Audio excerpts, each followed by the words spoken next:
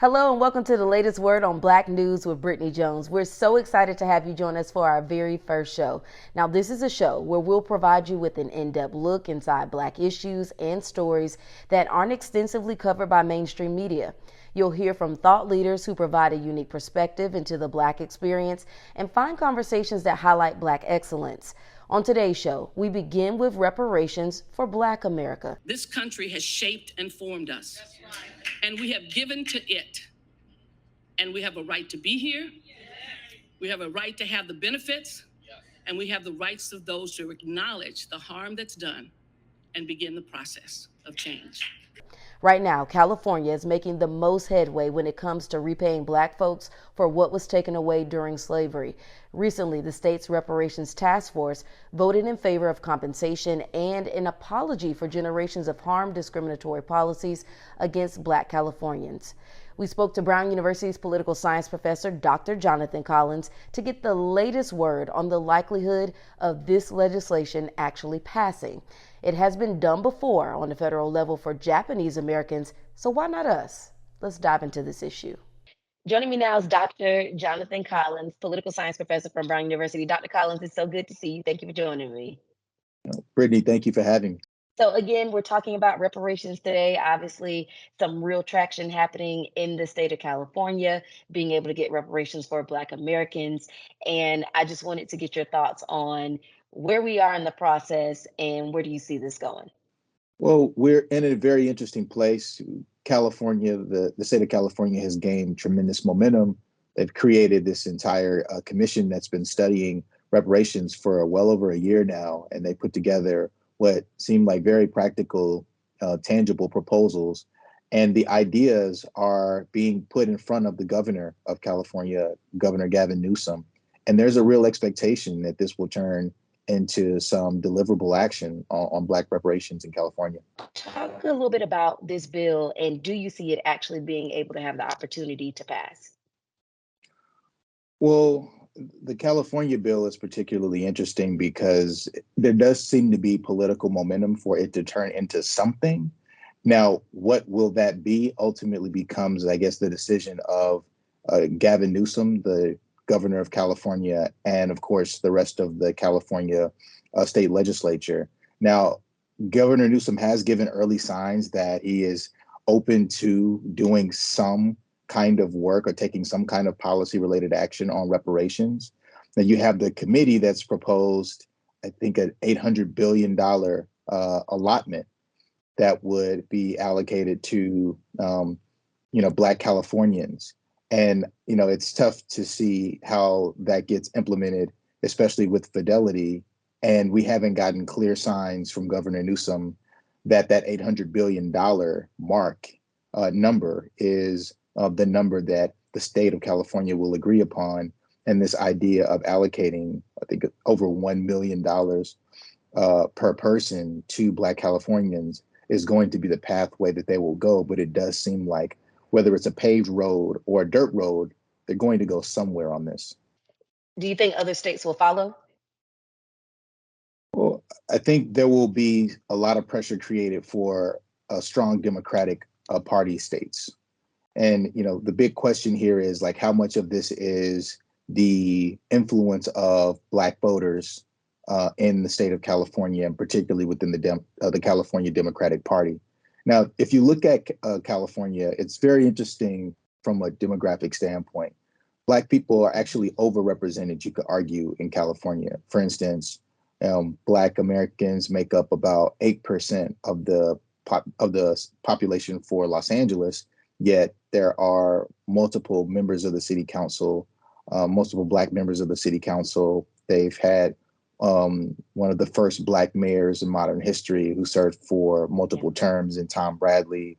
There are state representatives representing the area that actually represent districts where the majority of the constituents are not Black. And so there's immense Black political power in California. The same thing is happening in the Bay Area as well, in the San Francisco area. There's tremendous Black political power that supersedes its population size. And that's creating additional momentum for a a Black reparations plan in California, there's this political inertia there. Are there other states that mirror this?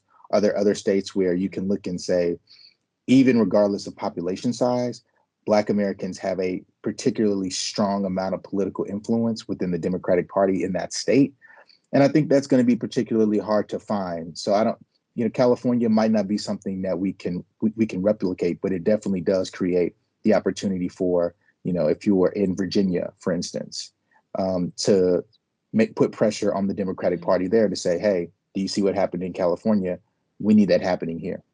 And you could argue that that really is the major step one when it comes to Black reparations, is this public acknowledgement of wrongdoing, and especially an acknowledgement of harm that has been enacted on Black Americans. Now, our current politics makes it difficult for that to happen, because the extent to which slavery caused harm to Black Americans continues to be refuted, particularly by a lot of racial conservatives.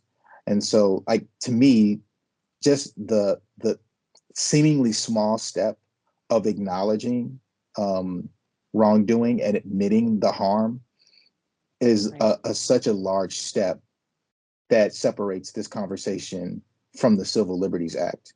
And then from there, you have the creation of a federal bureaucratic office that is charged with essentially identifying and disseminating resources to specific populations directly impacted by that wrongdoing.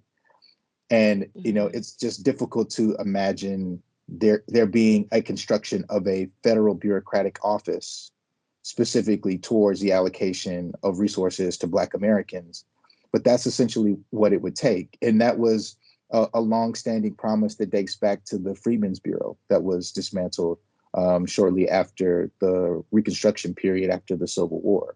And so the idea of it has been in our lexicon for quite a while, but we haven't seen the execution as of yet. And so it makes it difficult to imagine, right? Can we see this really institutionalized, this public admitting of wrongdoing and harm, something that we didn't even see sanctioned by the federal government when there was a Black president sitting in the White House? Can we see that now? It seems hard to imagine. And then again, can we create a federal bureaucratic agency specifically for reallocating resources? And can that agency sustain over the course of partisan change? What happens the next time there's a Republican president in office? And could we see that bureaucratic office immediately being wiped away? Yeah, no, that is very, very, very strong there. And I mean, even with that said, what do you think? Like, do you think it will? And I asked you this before, do you see it actually passing, or do you think that it'll keep getting movement and traction, but stalling at some point? Well, even passing seems unlikely. So think about, at the federal level, something passing seems unlikely. John Conyers is is known for his annual reparations bill that he offers to the House of Representatives, almost on schedule, on routine. I think Conyers uh, proposed slavery reparations bill well over a dozen times, and the bill has never gotten out of committee. And it's almost become the rejection of the reparations bill has almost become a ritual within the House of Representatives. And so, have things changed in this moment that create the kind of momentum for that to suddenly change? I think not. If there was going to be a moment when this would have happened, it would have likely have been in the immediate aftermath of the murder of George Floyd. And that's where we saw so much change around the conversation on race and Blackness and anti-Blackness. You think about corporations were starting to create all of these racial justice initiatives. We saw at least the George Floyd Policing Act become a part of the mainstream political discourse. And so it just felt like that was the moment for something to happen around reparations. Now now anytime you mention something politically around Black people or Blackness, it creates almost a political landmine. We're arguing over whether or not, Black history can be taught in schools. We're arguing over whether or not, Black people deserve basic opportunities and supports. So can we agree on the idea of a reparations bill? That just seems far-fetched. Mhm. In this particular question, when this order, going back to for the one for Japanese Americans, when this order was signed by Reagan, that was 35 years ago. Black people were still feeling the impacts of enslavement prompted by discriminatory laws and legal decisions. So we talk about structural racism, racial wealth gap, policies and law enforcement policies and education. Why don't you think there was any movement then for justice on our behalf? Well, the narrative on Black Americans was extremely negative at the time, and you can argue that it has been. But there was a leading conservative message that really painted Black Americans as lazy, as undeserving, as criminal, as dangerous. And when this is the totality of the narrative around a group of people, the idea of admitting that they were the victim of harm, that's an easy political sort of message to create, that these people don't deserve harm, that the conditions of Black Americans is the fault of Black Americans. And if anything, Black Americans are sort of taking up space and sort of not living up to the promise of the American dream. This was never a narrative that was placed upon the Japanese American community in the way that it has been for Black Americans for decades now. And so, I think step one again is in admitting harm and admitting wrongdoing, changing the narrative. And we've seen progress on the changing of the narrative by Black Americans, activists demanding that narrative change. But we need the federal government to be more upfront and forthcoming about the inaccuracy of and the danger of this misinformation around Black Americans, and how, when it comes to reparations, this is something that Black Americans are owed. This is not just something that they are being given despite. And so many people, like, when I look across social media, and I've been obviously following this story just like you have, when I see their posts, they're saying that even here in California, that they just have some feeling that it's not going to happen, and that, Democrats are getting them hype about something, and it's just simply not going to happen. What do you say to that? I think they're justifiable in thinking and having that response. I mean, the real question for reparations is, one, how do you actually implement this in a way that is consistent and fair? I mean, it raises more questions than it answers. And I'm not going to raise these questions to undermine it or to delegitimize it, but I raise the questions just to underscore the complexity of it. And so, what do we do of people who are of multiracial backgrounds? What do we do with people who are Black migrants who are living in the U.S. but migrated from West African countries? What do we do with folks who are? What do we do with Black Americans who have overcome extraordinary odds to become wealthy? There are a number of different questions that emerge. And just like from a practical delivery standpoint, does everyone get a check? What happens when someone gets a check by error who is not Black? That is a real possibility and something that could be a complete nightmare for the policymakers that approve it. Nothing would be worse than the headline that that third generation white person gets $1 million check for reparations, right? And so, Mm. how do you make sure that you do this right, that the resources get placed in the hands of the people that deserve it? And two, like, does it have to be monetary? Is it best operating as something monetary? Is that what restores harm when you think about, you know, its impact on wealth? Or is this done in a way that creates wealth, or is this done in a way that disseminates one-time resources? What happens after reparations are allocated? I mean, like, it raises a significant number of questions that, you know, I don't have the answers for, but I guess fortunately, I'm not a California policymaker. Does the president have the ability to exercise some type of veto power or anything like that when it comes to reparations I mean, you know, or executive powers, rather? technically there's the ability to employ the use of executive order. You know, executive order powers offer a wide range of actions that presidents can take.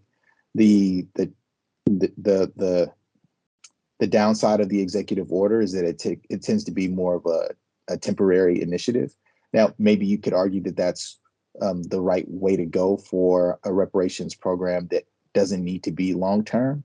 But I think if you're comparing it to the Civil Liberties Act that was used to support Asian Americans, then, you know, that was designed as a both short term and long term investment initiative. And I think an equitable reparations program for Black people would, you know, accomplish the same goal. So the limitation of executive order, or the extent to which it would be hard for executive order to travel across presidential administrations, makes it a bit suboptimal. But it is a viable way if Congress refuses to take action, but the president still feels compelled to take action regardless. And my last question, because I think about like people like my mom who I speak to regularly, and then just kind of the average person that says, if we're able to send money to help Afghanistan, if we're able to send money to help people in Russia and all of these things, why isn't that money able to be paid out in reparations for Black Americans right here at home? Well, it opens the door to an answer that I don't think we want to receive. And the answer, I think, is that the money that's being allocated for these people in other countries, it's not just to help their well-being. We're not giving money to countries because we just genuinely care about them and want to see them do well. We're giving money to people in countries because they're a part of a larger political agenda. These are about geopolitical relationships that the country has with other countries that we are either in conflict with or in conflict against. And so when money is being given to Ukraine, it's not just because we love the Ukrainians and feel so badly for them. It's because the people of Ukraine are in the midst of a geopolitical war situation that heavily impacts the US's ability to maintain a certain kind of world order and also be able to regulate the market around certain resources like oil and gasoline. And so, you know, if money is being allocated to these other places, and it's not necessarily because of the most altruistic reasons, it's not because, you know, again, that it's about the overall general welfare of these people, it's about a political agenda, then it almost kind of answers the question as to why we don't see reparations happening for Black Americans in the US. It's because there's actually been a political agenda, so it seems, to you know, undermine the legitimacy of Black Americans as Americans. And investing billions of dollars into restoring harm that America has done to Black Americans doesn't send the signal that Black Americans are not a part of America. It suggests that the country is actually opening a really huge olive branch to make Black Americans be a part of its central fabric. And there just seem to be a lot of people who fundamentally believe that should not happen. That was political science professor Dr. Jonathan Collins from Brown University. Many thanks to him for joining us for our very first show. We'll definitely be following the latest on the looming reparations debate, so make sure to like and subscribe to this channel so that way you don't miss any of those stories. We'll see you next time on the latest word on Black News. I'm Brittany Jones. Take care.